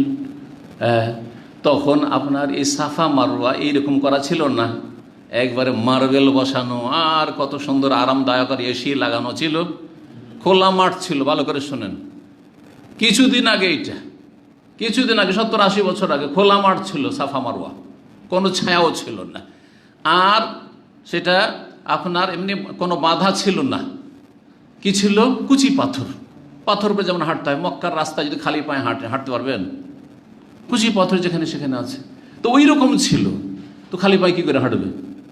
তখন বললেন যে ঠিক আছে, তোমরা খুফাইন মানে চামড়ার মোজা, খুফ বলা হয় আল্লাযী ইউসনা মিনাল জিদ, চামড়ার মোজাকে, চামড়ার মোজা পরে তোমরা করবে, এহরাম করবে। তো চামড়ার মোজা পরবো, তো ওতে তো টাকানা ঢাকা থাকছে, তো কী করতে হবে? নবী সাল্লাল্লাহু আলাইহি ওয়াসাল্লাম বললেন ওয়াল ইয়াকতাহুমা হাত্তা ইয়াকুন আসফালা মিনাল কাবাইন, ওই মোজাকে কেটে ফেলবে যাতে করে 2 টাকনা নিচে নেমে যায়, 2 টাকনার ওপর থেকে এইটুকু কেটে ফেলে দেবে, কেটে দিয়ে। এটি ছিল নবী করিম সাল্লাল্লাহু আলাইহি সাল্লামের হুকুম, আগের বিদায় হজের বছরের নয়। এই হুকুমটি ছিল হুদায়বিয়ার সন্ধির বছরে, যখন এহরাম বাঁধলেন রাসূলুল্লাহ, সাহাবায়ে কেরামগণ কোথা থেকে এহরাম বেঁধেছিলেন? হ্যাঁ, হুদায়বিয়ার সন্ধির বছর উমরা করতে গেছিলেন না যাননি? 6ষ্ঠ হিজরিতে। কোথা থেকে গেছিলেন? মদিনা থেকে গেছিলেন। কত আস্তে করে বলছেন, নবী সাল্লাল্লাহু থাকতেন কোথায়? মদিনা থাকতেন না? তাহলে মদিনা থেকে গেলেন। মদিনা থেকে গেলেন, তো মদিনা থেকে গেলে কোথায় এহরাম বাঁধলেন? জুলহুলাইফা, যেটা আবিয়ারে আলী বলছেন নতুন নাম, মানে মসজিদ নবী থেকে 10 কিলোমিটার দূরে, এখনো মদিনা শহরের ভিতরে, ওখান থেকে এহরাম বাঁধলেন। এহরাম যখন বাঁধতে গেলেন, তো অনেক সাহাবীকে দেখলেন যাদের কাছে স্যান্ডেল নেই। হয় খালি পায়ে যেতে হবে, এত দূর খালি পায়ে যাওয়া খুব মুশকিল, 400 কিলোমিটারের বেশি রাস্তা, আর না হলে মোজা পরিধান করে। তো মোজা পরিধান করে, তো মোজাতে তো টাকনা ঢাকা, টাকনার উপরে মোজা যেমন থাকে, আর চামড়ার মোজা, তাহলে এমনিও পায়ে মোজা চলবে না এর অবস্থায়। কেন? শরীর, আচ্ছা মোজাতে তো সেলাই নেই, কোথাও সেলাই আছে নাকি? দেখেছেন মোজাতে কোথাও সেলাই করা আছে? এটা উদাহরণ, একবারে বাস্তব উদাহরণ। তো এই সেলাইকৃত কাপড় বলতে শরীরের গঠনে যেটা তৈরি করা হয়েছে, আর মোজা শরীরের পায়ের গঠনে তৈরি করা হয়েছে, যেন মোজা পরা জায়েজ এর অবস্থায়, পুরুষদের জন্য নয়। মহিলারা এর অবস্থায় মোজা পরবে, হাতের মোজা পরবে না, পায়ের মোজা পরবে। তো নবী সাল্লাল্লাহু আলাইহি ওয়াসাল্লামের কাছে এরকম সমস্যা আসলো যে অনেকের হয় খালি পায়ে যেতে হবে, আর না হলে এরকম মোজা পরে এহরাম বাঁধতে হবে, জুতা নেই, স্যান্ডেলও নেই, তাহলে কি করবে? বললেন যে কেটে ফেলো, টাকনা নিচে থেকে কেটে তাকে কি করে বানিয়ে নাও, স্যান্ডেল বানিয়ে নাও, বা টাকনার নিচে পর্যন্ত জুতার মতো করে নাও। জি, এই হুকুমটি ছিল হুদায়বিয়ার সন্ধির বছরের, কিন্তু নবী সাল্লাল্লাহু আলাইহি সাল্লাম থেকেই প্রমাণিত। বিদায় হজের সময় বলেছিলেন ফামাল্লামে যদি না আলাইনে, কারো যদি জুতো স্যান্ডেল না থাকে, ফালিয়াল বাসিল খুফাইন, তাহলে 2টো মোজা পরিধান করে এহরাম করে নিক। ওইখানে কাটার কথা বলেননি, ওই হাদিসে কিন্তু কাটার কথা বলেননি। এই জন্য এই ক্ষেত্রে সঠিক মত হচ্ছে যে নবী সাল্লাল্লাহু আলাইহি ওয়াসাল্লামের পরের হুকুমটি হচ্ছে নাসিখ, রহিতকারী, আর আগের হুকুম যেটা যে মোজাকে কেটে টাকনা নিচে নামিয়ে দিতে হবে, এটি হচ্ছে মানসুখ, রহিতকৃত। সুতরাং কারো যদি এরকম পরিস্থিতি হয়, এই হাদিস উপর আমল করতে হবে না। এখানে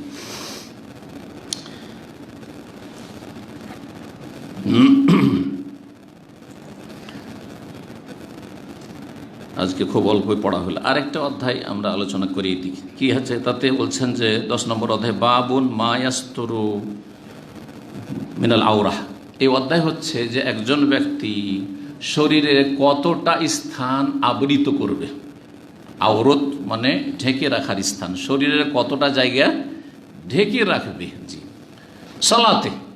সালাতে বিশেষ করে সালাতে, আর সালাতের বাইরে দুটো মাসলা আলাদা আলাদা এর আগে বলেছি। 367 নম্বর হাদিস আবু সাঈদ খুদরি রাদিয়াল্লাহু তাআলা আনহু থেকে বর্ণিত, বলছেন যে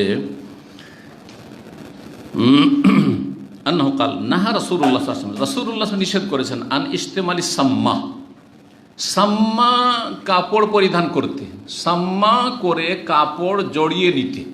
সাম্মা কাকে বলা হয়? সাম মানে হচ্ছে কোনো ছিদ্রবিহীন, এমন কিছু করা, এমন কাপড় পরা যাতে কোনো রকমের ছিদ্র নেই হাত বের করার জন্য, হাত বের করার জন্য কোনো ছিদ্র নেই, বড় চাদর বা এমন ধরেন জামার মতো করে তৈরি করেছেন কিন্তু হাত বের করার কোনো ব্যবস্থা নেই, এইখানে পরে নিলে গোটাটা ঢেকে গেল, হাত ভিতরে থেকে গেল, এইভাবে কেউ যদি সালাত আদায় করে আর আর এই হাঁটু সহ ঢেকে যাচ্ছে, কাঁধও ঢাকা আছে আর হাঁটু পর্যন্ত ঢাকা আছে কিন্তু হাত বের করার ব্যবস্থা নেই, এই রকম পোশাক যদি কেউ পরে থাকে অথবা এমন করে বেঁধেছে যে হাত বের করা যাবে না তাড়াতাড়ি প্রয়োজন হইলে, রুকু সিজদার জন্য সিজদাতে হাত বের করা মুশকিল, অথবা হঠাৎ করে কোনো প্রয়োজন হইলো হাত বের করা মুশকিল, এই রকম কাপড় পরিধান করে সালাত আদায় করতে নিষেধ করেছেন। কেন নিষেধ করেছেন? রহস্য হচ্ছে দুইটি। একটি হচ্ছে যে এই রকম কাপড় পরে থাকলে রুকু সিজদা করার সময়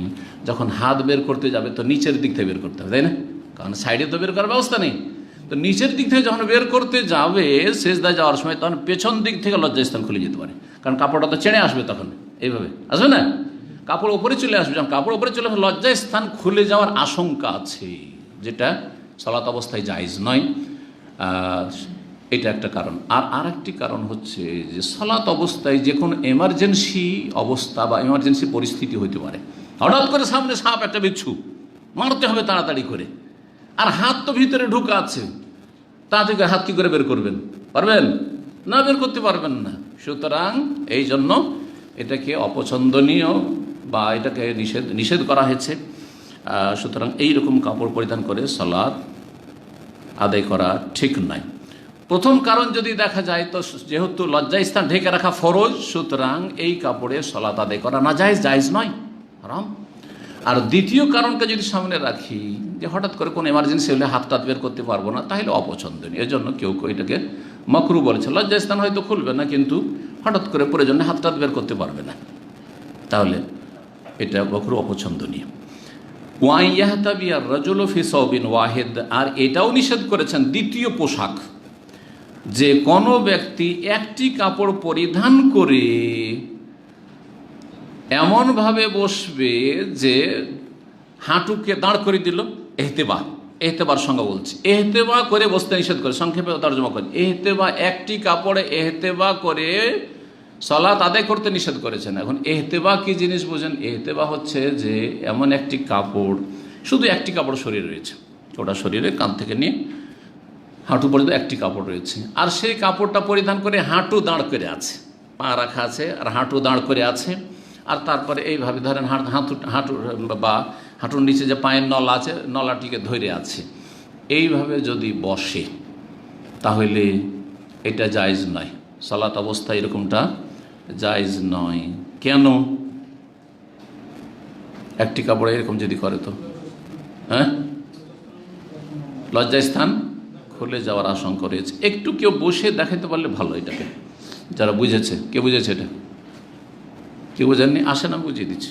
একজন খালাস, একজন আসেন সামনে, এ আল্লাহ, কিন্তু নিতম্ব রেখে দিতে হবে, হ্যাঁ ফ্লোরে আপনি পাছা রেখে দেন, হ্যাঁ দাঁড় করেন, এইভাবে যদি বসেন, আর একটি কাপড় যদি থাকে, এই নিচের দিক থেকে খোলার আশঙ্কা আছে না? এখন আপনার পায়জামা আছে সেজন্য কোনো ভয় নেই, আপনি বসে যাচ্ছেন, কিন্তু যদি পায়জামা না থাকে আর এরকম করে বসেন তো এই দিক থেকে খুলে যাওয়ার ভয় আছে কি না? এবার বুঝতে পেরেছেন? জি, এটা হলো এহতেবা করে বসা নিষেধ, এমনি বসাও নিষেধ, সালাতের অবস্থাও নিষেধ আর সালাতের বাইরেও। এভাবে একটা কাপড় পরে আছেন আর এরকম করে বসেছেন। অনেকে কিন্তু লুঙ্গি পরিধান করে পা দাঁড় করে রাখে, এই দিক থেকে দোকানপাট সব খুলে গেছে, কথা বোঝা গেছে না? এরকম করলে চলবে না। তো কখন চলবে না? এহতেবা বলছে লাইসা আলা ফারজিহি মিনহু শাই, যদি তার লজ্জা স্থানের উপর অন্য কোনো কাপড় না থাকে, তাহলে বোঝা গেল যে যদি আন্ডার প্যান্ট থাকে, হাফ প্যান্ট থাকে তো অসুবিধা নেই, লজ্জা স্থান ঢাকা আছে। জি, 368 নম্বর হাদিস, আবু হুরায়রা রাদিয়াল্লাহু তাআলা আনহু বর্ণিত, তিনি বলছেন নাহান নবী আন বাইআতাইন, নবী সাল্লাল্লাহু আলাইহি ওয়াসাল্লাম দুটো ব্যবসা নিষেধ করেছেন। এই হাদিসে দুটো ব্যবসা, মেলা ধরনের ব্যবসা নিষেধ আছে, তার মধ্যে এই হাদিসে দুটো ব্যবসা নিষেধ করেছেন। একটি হচ্ছে আনিল লেমাস, স্পর্শ করার ব্যবসা, আর একটি হচ্ছে নেবাজে, নিক্ষেপ করার ব্যবসা, ফেলে দেওয়া। নাবাজে আম্বজ মানে ফেলে দেওয়া, নিক্ষেপ করা। আর লামাসে আলমাস মানে ছুঁয়ে নেওয়া, ছুঁয়ে নেওয়ার ব্যবসা নিষেধ করেছেন। আর ফেলে দেওয়া নিক্ষেপ করার ব্যবসা নিষেধ করেছেন। ব্যাখ্যা কি? ব্যাখ্যা হচ্ছে জাহিলি যুগের এই রকমের কিছু প্রতারণামূলক ব্যবসা ছিল, যাতে ক্ষতিগ্রস্ত হওয়ার আশঙ্কা, সে ক্রেতার হোক অথবা বিক্রেতার হোক, দোকানদার ক্ষতিগ্রস্ত হবে আর না হলে খরিদ্দার ক্ষতিগ্রস্ত হবে। লেমাস লামস থেকে ছুঁয়ে নেওয়া আগে থেকেই থাকতো, যে যেই কাপড় ছুঁয়ে নেবে সেটা কেনা ফরজ হয়ে যাবে। যদি একটা কাপড় ছুঁয়ে নাও তুমি, তাহলে সেটা কেনা কি হয়ে যাবে? ফরজ হবে। হঠাৎ করে একটা কাপড় ছুঁয়েছে, যেমন ছুঁয়েছে আর তারপরে তার কেনা বেচা পাক্কা হয়ে গেছে, বলছে না ভাই কেনা হইল না, কারণ এতে দেখছি যে একটু ফাটা আছে বা কিছু দোষ আছে। বলছে না চলবে না, তুমি ছুঁয়ে এনেছো, তুমি ছুঁয়ে এনেছো। না এই ছুঁইলো, কিন্তু কাপড়টা দেখলো পরে, দেখতে তো খুব সুন্দর, নকশার তার মানে রং টং খুব সুন্দর, কিন্তু কাপড়ের কোয়ালিটি ভালো না। ছুঁয়ে এনেছে আগে থেকে, কারণ এই হারাম ব্যবসা চলে আসছিল জাহিলি যুগে। ছুঁয়ে নিলেই ব্যবসা কি হয়ে গেল? আগদ সম্পূর্ণ হয়ে গেল, ব্যবসার যে বন্ধন রয়েছে সেটা সম্পূর্ণ হয়ে গেল, আর কোনো এখতিয়ার থাকলো না রিজেক্ট করার, এটা জায়েজ নয়। ফেলে দেওয়া, নাড়ানাড়ি করছে। আমাদের দেশে দেখেছেন, শাড়ি কিনতে গেছেন, লুঙ্গি কিনতে গেছেন, দোকানে কতগুলি খুলে, একটা কাপড় কিনবেন কি কিনবেন না এমনি হয়তো দেখতে গেছেন, আর এতগুলি কাপড়, এটার পর এটা, এটার পর ওটা। প্রথম সস্তাগুলো ফেলে সামনে, যে দেখি হয়তো সস্তায় কিনবে, আপনার পছন্দ হয়েছে না, আপনার পছন্দ হয়েছে না। যখন দেখছে যে লোক পছন্দ হয়েছে না, একটু পয়সাওয়ালা মনে হচ্ছে, তখন দামিগুলো বের করবে, এতগুলো বের করে না, করে না। জাহিলি যুগে করতো কি? নবী সাল্লাল্লাহু আলাইহি ওয়াসাল্লামের আমলে, তার আগে এগুলো, এই ব্যবসাগুলি নিষেধ করা হয়েছে, কারণ এগুলোতে ধোঁকাবাজি রয়েছে, ক্ষতি হওয়ার আশঙ্কা আছে। জি,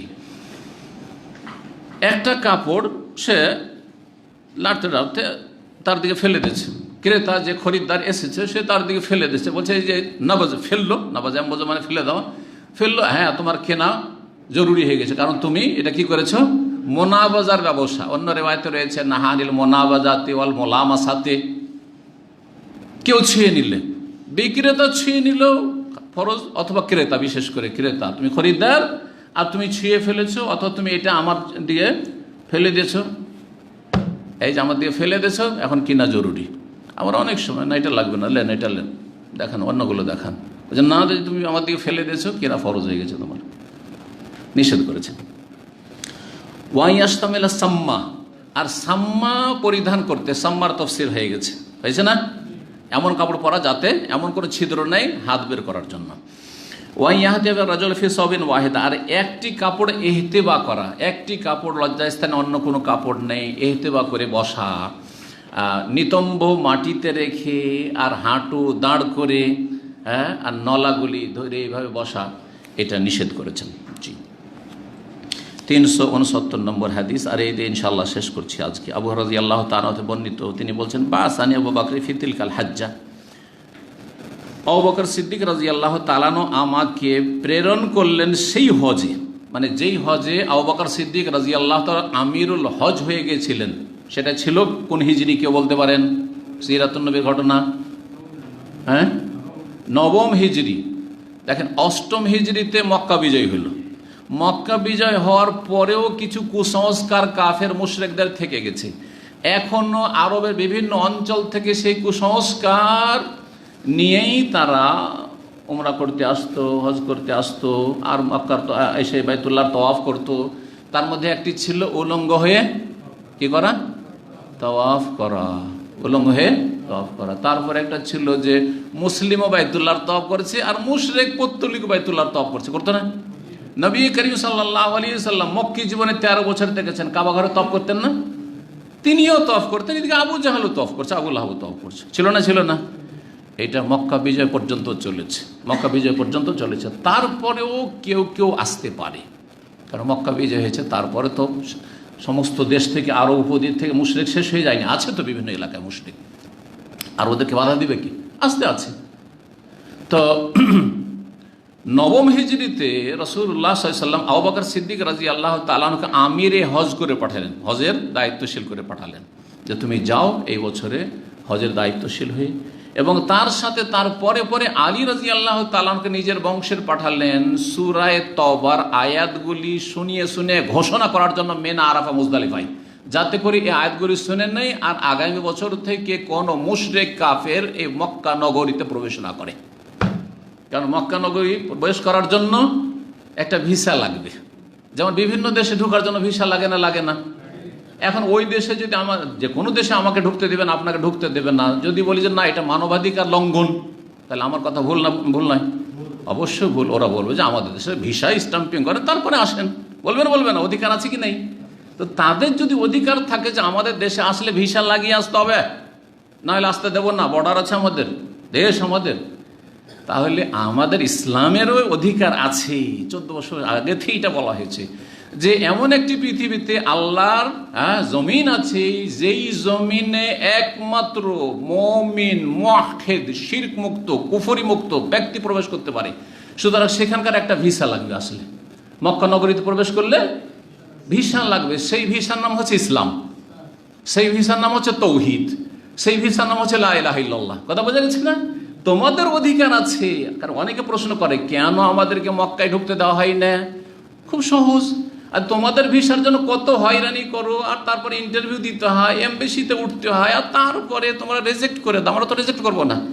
এসে বলো যে আশহাদু আল্লা ইলাহা ইল্লাল্লাহ ওয়া আশহাদু আন্না মুহাম্মাদান রাসূলুল্লাহ, আর তারপরে আমরা ইসলামিক সেন্টার থেকে একটা পেপার লিখে দিচ্ছি, টেম্পোরারি তোমাকে এফাদা সার্টিফিকেট, আর তুমি এক্ষুনি তুমি বেরিয়ে চলে যাও, তোমাকে রাস্তায় কেউ কিছু বলবে না, তোমার পাসপোর্ট অমুসলিম হলো, চলে যাও। আছে না নাই? বাস্তব। এত সহজ কথা বুঝে আসে না? যুক্তি, আজকাল যুক্তির যুগ, যুক্তিতে মুক্তি খুঁজে এই ক্ষেত্রে যুক্তি দেবে না। আল্লাহ যে বলেছেন যে ফালা ইয়াদখুল মাসজিদাল হারামা বাদা আমিহিম হাযা, এই বছর পরে কোনো মুশরিক প্রবেশ করবে না। তো যদি কেউ বলে অমুসলিমরা অথবা অনেক নাস্তিকরা বলে থাকে যে এটা তো অবিচার হচ্ছে, যে মক্কায় কেন ঢুকতে দেওয়া হবে না, তো এই করতে দেওয়া হবে না, এটা ভিসার ব্যাপার আছে। আল্লাহ চান না যে সারা পৃথিবীকে শিরক কুফরি দিয়ে নাপাক করে দাও। কমপক্ষে একটা ক্ষুদ্র জমিন থাক, যেই জমিনটি শিরক কুফরি থেকে, সবচেয়ে বড় অপরাধ থেকে মুক্ত থাক, আর সেটা হচ্ছে মক্কাতুল মুকাররমা, হুদুদ হারাম। এবার বুঝতে পেরেছেন? কারণ শিরক দিয়ে, কুফরি দিয়ে, কবর মাজার পূজা দিয়ে আর মূর্তি পূজা দিয়ে নাপাক করে রেখেছো। সুতরাং এই নাপাকি থেকে আল্লাহ রাব্বুল আলামিন এই মক্কা নগরীকে পাক পবিত্র রাখতে চেয়েছেন। এর ভিসা হচ্ছে তৌহিদ, লা ইলাহা ইল্লাল্লাহ। সহজ। তো আবু বকর সিদ্দিক রাদিয়াল্লাহু তাআলা আনহুকে পাঠিয়েছিলেন ওই হজে, ফি মুআজ্জিনিনা ইয়াওমান নাহার, কোরবানির দিনে ঘোষকদের। কাকে পাঠিয়েছেন? আবু হুরায়রা রাদিয়াল্লাহু তাআলা আনহুকে আবু বকর পাঠাতেন। আবু বকর আমির, তিনি আবু হুরায়রাকে পাঠালেন। বেশ কয়েকজন যে ঘোষক ছিলেন, তারা একজনেতে এত লোকের মাঝে মেনায় ঘোষণা করা সম্ভব নয়, আর কোরবানির দিন, তো কোরবানির দিনে ঘোষণা দেওয়ার জন্য পাঠালেন। আবু হুরায়রাকে বলছেন নুআজ্জিনু বিমিনা, আমরা মিনাতে ঘোষণা করছিলাম। কি ঘোষণা ছিল? আল্লাহ ইয়াহুজ্জা বাদাল আমে মুশরিকুন, এই বছরের পরে কোনো মুশরিক হজ করতে পারবে না, কোনো পুত্তলিক, কোনো মুশরিক বহুত্ববাদী হজ করতে পারবে না। আর কি করতে পারবে না? তাহলে যদি হজ করতে হয় তাহলে কি করতে হবে? সহজ ভাষা একটা ভিসা নিয়ে নাও। যেমন আজকাল তাসরি নিতে হচ্ছে, মুসলিমদেরকেও তাসরি নিতে হচ্ছে 5 বছর পর পর, তাই না? পারমিশন ছাড়া তো আপনি গেলে চরম অপরাধী, ঠিক আছে, আইনে। কারণ এটাতে বৃহৎ স্বার্থের জন্য, যাতে করে বেশি ভিড়ভাড় না হয়, যারা জীবনে হজ করেন তারা সুযোগ পায়। আমরা প্রতি বছর এখানে থাকি, সেই জন্য যেতে থাকবো। তো এই তাসরি যদি করাটা যদি বাঞ্ছনীয় হয় এবং যুক্তিযুক্ত হয়, তাহলে আল্লাহর ঘরে যাওয়ার জন্য লা ইলাহা ইল্লাল্লাহর তাসরি নিয়ে নাও, পারমিশন নিয়ে নাও, চলে যাও।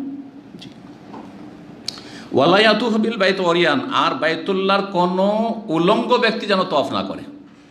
জাহিলিয়াতের যুগে উলঙ্গ হয়ে তওয়াফ করছে নর এবং নারী, বাইরে থেকে এসেছে যারা, বিশেষ করে তারা বলতো যে এই সব কাপড় পরে কি করা যাবে না, তওয়াফ করা যাবে না। যেই কাপড় পরে আমরা কত গুনাহ করেছি, পাপ করেছি। নতুন নতুন কাপড় কার কাছ থেকে? তা নতুন থাকলেও আমরা তো পাপি তাপি।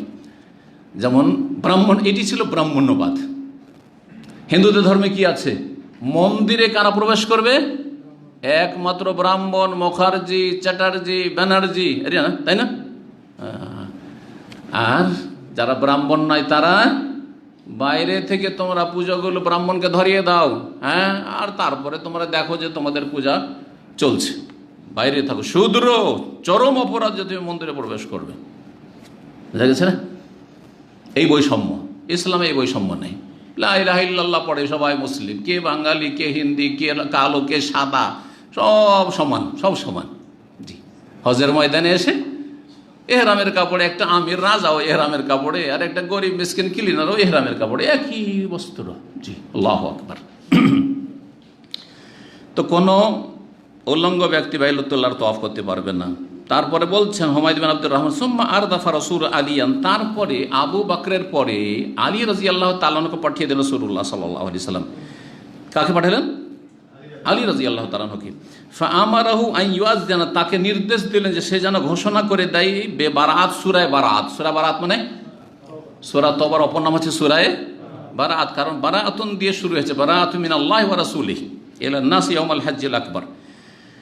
কাল আবু হুরায়রা বলছেন, ফাআযযানা মান আলিয়ুন, আলী রাদিয়াল্লাহু আমাদের সাথেও ঘোষণা করছিলেন, ফি আহলে মিনা, মিনার যারা অধিবাসী ছিল, মিনায় অবস্থানকারী ছিল, তাদের মাঝে ইয়াউমান নাহর, কুরবানির দিনে, কি লা ইয়াহুজ্জু বাদাল আমে মুশরিকুন, এই বছরের পরে কোনো মুশরিক এখানে হজ করতে যেন না আসে, ওয়ালা ইয়াতুফু বিল বাইত ওয়ায়ান, আর কোনো উলঙ্গ ব্যক্তি যেন বাইতুল্লাহর তওয়াফ না করে। হাদিস তো শেষ হয়ে গেল। আমাদের আলোচনা হচ্ছে কিতাবুস সালাত, সালাতের পর্ব, আর এখানে সালাতের কথাই নেই। হাদিস হচ্ছে উলঙ্গ হয়ে বাইতুল্লাহর তওয়াফ করবে না। তো কি সম্পর্ক অধ্যায়ের সাথে, তারজামাতুল বাবের সাথে বা অধ্যায়ের বিষয়বস্তুর সাথে হাদিসের সম্পর্ক যে সূক্ষ্ম সূক্ষ্ম কখনো কখনো থাকে সহিহ বুখারীতে, এটি হচ্ছে বড় গুরুত্বপূর্ণ ফিকহুল বুখারী ফি তারাজুমিহি। এই জন্য ভাষ্যকারগণ বলেছেন যে ইমাম বুখারীর ফিকহ ছিল কিসে? তার তরজমাতুল বাব অধ্যায়ে, যে অধ্যায়ের সাথে হাদিসকে সম্পৃক্ত করতে পারলো, যে কি সম্পর্ক, কি রিলেশন আছে, সে তাহলে বুখারী বুঝতে পেরেছে, আর না হলে বুখারী বুঝতে পারেনি। কি সম্পর্ক বলেন? আমাদের পর্ব হচ্ছে সালাত, আর এখানে হাদিস হচ্ছে কিসের? বাইতুল্লাহর তওয়াফ করা। কি সম্পর্ক হইতে পারে? বাইতুল্লাহর তওয়াফে পোশাক লাগবে, এই হাদিস প্রমাণ করে যে বাইতুল্লাহর তওয়াফে কি লাগবে? পোশাক লাগবে। সালাতের কথা কোথায় আসলো? না, এটাকে বলা হয় যে যদি বাইতুল্লাহর তওয়াফ করতে পোশাক লাগে, উলঙ্গ হয়ে তওয়াফ করা জায়েজ না হয়, তাহলে এই বাইতুল্লাহর তওয়াফের চাইতে গুরুত্বপূর্ণ ইবাদত, অনেক গুরুত্বপূর্ণ ইবাদত হচ্ছে সালাত, নামাজ। সুতরাং সালাত অবস্থায় কি করে তোমার উলঙ্গ অবস্থায় বা সতর না ঢেকে, রান না ঢেকে কি করে সালাত হইতে পারে?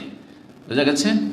এটা হচ্ছে বেতারিকিল আউলা, হ্যাঁ, যেটাকে বলা হয়, যেমন বলা হয় যে যদি আমি একে যদি এই সুযোগ দিতে পারি, তো একে কেন দেবো না? এ তো আরো বেশি পায়।